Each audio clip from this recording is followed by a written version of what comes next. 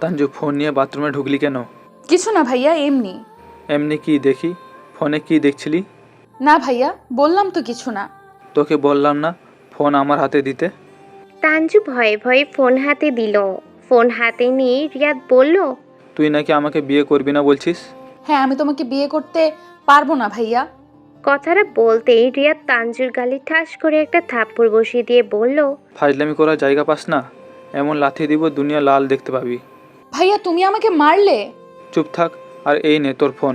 সারাদিন উল্টাপাল্টা দেখিস, তাই তোর মাথা উল্টাপাল্টা হয়ে গেছে। রিয়াদ বেরিয়ে গেল। তাঞ্জু মন খারাপ করে ঘুমিয়ে গেল। প্রায় 3 ঘন্টা পর তার ঘুম ভাঙল। সে তার মায়ের কাছে গেল।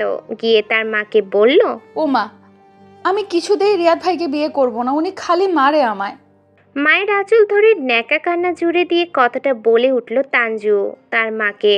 তাঞ্জুর কথা শুনে তাঞ্জুর মা নির্বিকার কণ্ঠে বলে উঠল, এখন বিয়ে করবি না কেন? আগে যখন বলেছিলাম বিয়ে নিয়ে নাচানাচি না করতে, তখন মনে ছিল না? ও মা, বিশ্বাস করো, আমি বিয়ের জন্য নাচি নাই। ওই রিয়ার সাথে ডেয়ার খেলছিলাম। রিয়ার ডেয়ার দিয়েছিল আমি যেন তোমার আঁচল ধরে বিয়ে করব কথাটা বলি, আমিও তাই করছি। মাঝখান দিয়ে তোমরা সিরিয়াস হয়ে গেলে কেন? ভালো হয়েছে, আরও বেশি বেশি ডিয়ার খেল। তোর জন্য রিয়াদি পারফেক্ট। এমন করো না মা, তুমি যারে বিয়ে করতে বলবে আমি তারে বিয়ে করতে রাজি, শুধু রিয়াদ ভাইয়া ছাড়া। তাঞ্জুর কথা শুনে নিজের শাড়ির আঁচলটা তাঞ্জুর হাত থেকে ছাড়িয়ে বলে উঠল তাঞ্জুর মা, কেন রিয়াদের কী সমস্যা তোর? কত ভালো ছেলে, ও বিদেশ থেকে পড়াশুনো করে এসেছে, পুরো ডাক্তার, দেখতেও মাশাআল্লাহ অনেক সুন্দর। তুই জানিস মেয়েরা ঘরে বসে এসে তোর খালামণির কাছে বিয়ের প্রস্তাব দেয়। ছেলে ভালো ভদ্র, কত সুন্দর করে কথা বলে। এমন একটা ছেলেকে বিয়ে করতে পারছিস, এটা তো সৌভাগ্য, বুঝলি? না হলে তোর মতো বান্দর মায়ারে বিয়া দিতে আমার অবস্থা খারাপ হয়ে যাইতো। সৌভাগ্য না ছাই, বিয়ের আগে আমাকে মারে, বিয়ে হয়ে গেলে তো মারতে মারতে আমাকে আলু ভর্তা বানিয়ে দিবে। তাঞ্জু কিছুটা কাঁদো কাঁদো ফেস নিয়ে নিজের ভাবনা থেকে বেরিয়ে এসে বলল, এমন সৌভাগ্য আমার লাগবে না মা, তুমি এই বিয়ে ক্যান্সেল করো। তোর সমস্যাটা কোথায় বলতো? একটা কারণ বল যে কারণে তুই রিয়াদকে বিয়ে করতে চাস না। তুমি জানো না মা, উনি রাত জেগে মেয়েদের সাথে বকবক করে, 7-8টা গার্লফ্রেন্ডও আছে। এমন বলার সাথে তুমি আমার বিয়ে দিবে? তাঞ্জুর কথা শুনে তাঞ্জুর মা অবাক হয়ে বলল, তুই সত্যি বলছিস? তা নয় তো কি, সেদিন রাতে ওনার রুমের সামনে দিয়ে যাওয়ার সময় শুনেছিলাম আমি, আর শোনার জন্যই তো উনি আমায়। বলেই পিছন দিকে তাকাতেই দরজার সামনে রিয়াদকে দেখে শুকনো ঢোক গিল তাঞ্জু। কারণ ভয়ঙ্করভাবে রেগে চোখ লাল করে তাকিয়ে আছে রিয়াদ তার দিকে। আয় হাই, তার মিথ্যে কথাগুলো কি তাহলে সব শুনে ফেলল রিয়াদ? রিয়াদকে দেখেই তাঞ্জুর মা বলে উঠল, হই তো রিয়াদ চলে এসেছে, তোরা দুজন কথা বল, আমি যাই। বলেই চলে যায় তাঞ্জুর মা। মায়ের কাণ্ডে আরো ঘাবড়ে যায় তাঞ্জু। এবার নির্ঘাত তাকে মেরেই ফেলবে রিয়াদ। তাঞ্জু শুকনো ঢোক গিলে আমতা আমতা করে বলল, ভালো আছো ভাইয়া? কখন এলে, খেয়েছো? রিয়াদ চুপ, তার মুখে কোনো কথা নেই। থমথমে চেহারা নিয়ে শুধু তাকিয়ে আছে সে তাঞ্জুর মুখের দিকে। রিয়াদের রিয়াকশন দেখে তাঞ্জুর প্রাণ যায় যায় অবস্থা। তাঞ্জু আবারও বলে উঠল, তুমি কি রেগে গেছো ভাইয়া? বিশ্বাস করো, আমি ইচ্ছে করে কিছু বলিনি। আসলে হয়েছে কি, তোমার আমার বিয়েটা যাতে না হয় তাই বলেছিলাম। রিয়াদ রেগে গেছে, ভীষণ রেগে গেছে। রিয়াদ ভিতর থেকে দরজা আটকে দিল। রিয়াদের কাণ্ডে তাঞ্জু শেষ। ভয়ে ভয়ে বলল তাঞ্জু। তুমি দরজা কেন আটকালে ভাইয়া? প্রতি উত্তরে রিয়াদ কিছু না বলে একটু একটু করে এগিয়ে যেতে থাকে তাঞ্জুর দিকে। এবার তাঞ্জুর অবস্থা আরো খারাপ। ভয়ার্ত চেহারা নিয়ে বলল, ভাইয়া তুমি আগাচ্ছ কেন? বিশ্বাস করো, ভুল হয়ে গেছে। আমি জীবনে আর কোনো দিন তোমার নামে মিথ্যা কথা বলবো না। তুমি যা বলবে আমি তাই করব। এবার রিয়াদ মুখ খুলল আর বলল, সত্যি আমি যা বলবো তুই তাই করবি? তুমি যা বলবে আমি তাই করব।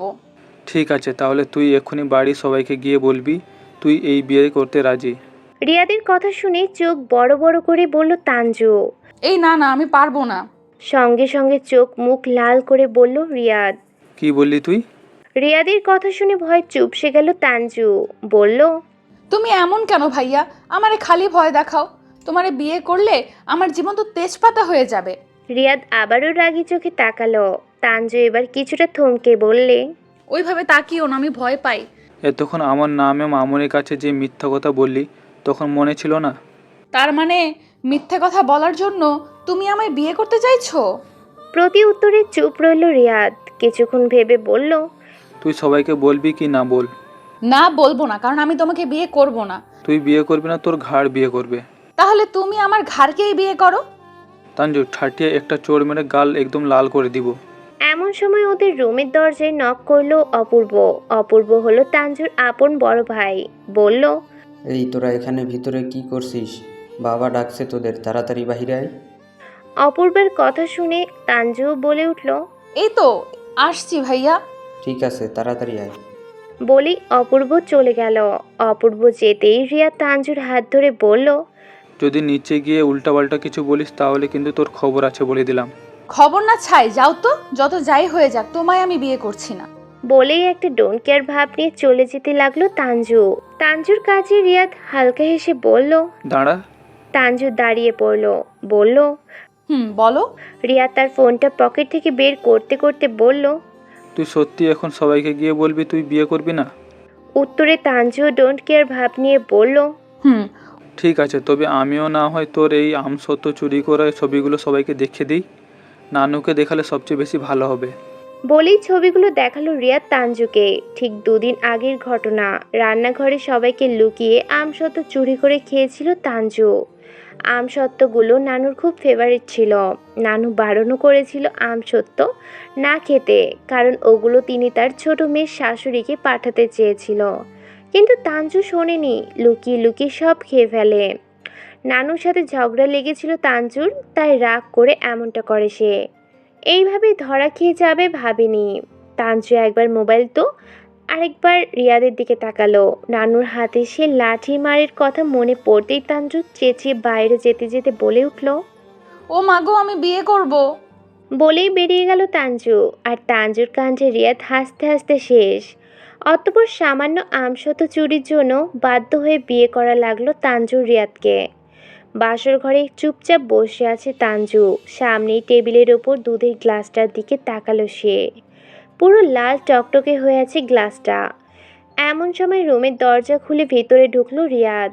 রিয়াদ এসেছে বুঝতে পেরেই হকচকিয়ে উঠল তানজু। হালকা নড়ে চড়ে ঠিক মতো বসলো সে। পাটা ব্যথা করছে তার। তবে সে ব্যথাটাকে পুরোই উপেক্ষা করে বসে রইল তানজু। রিয়াদ আশেপাশে কোথাও না তাকিয়ে এগিয়ে আসলো তানজুর দিকে।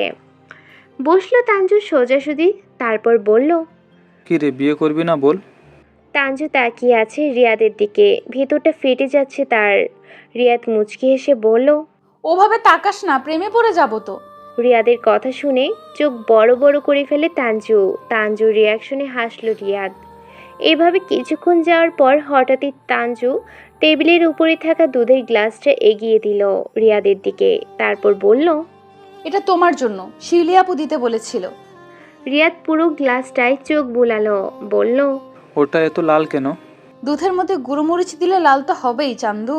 কথাটা মনে মনে ভেবে বলে উঠল তানজু। আমি কি জানি, শিউলি আপু যেভাবে দিয়ে গেছে আমিও সেভাবেই দিলাম। রিয়াদের খটকা লাগলো, তবে বেশি না ভেবে গ্লাসটা হাতে নিতে নিল সে। কিন্তু তানজু দিল না, বলল, শিউলি আপু বলেছে নিজ হাতে তোমায় খাইয়ে দিতে। ও, এই ব্যাপার। গো জামাই। ঠিক আছে, খেতে পারি, কিন্তু আমি খাওয়ার আগে তোমায় খেতে হবে বউ। রিয়াদের কথা শুনে চোখ বড় বড় হয়ে যায় তানজুর। বলে, না না, আমি এটা খাবো না। কেন খাবে না? রিয়াদের কথা শুনে ভয়ার্ত চেহারা নিয়ে বলল তানজু, ওটা তোমার জন্য হানা, তুমি খাও না। তা বললে শুনছি না, তোমায় তো খেতেই হবে বউ। বলেই তানজুকে জোর করে খাওয়াতে লাগলো রিয়াদ। প্রথম 2 চুমুক খেতেই তানজুর চোখ মুখ লাল হয়ে গেছে। কান দিয়ে ধোঁয়া বের হওয়ার উপক্রম তার। তানজু আর খেতে না পেরে তৎক্ষণাৎ গ্লাসটা সরালো। তারপর কাঁদো কাঁদো ফেস নিয়ে বলল, ও মা, আমি বিয়ে করবো না।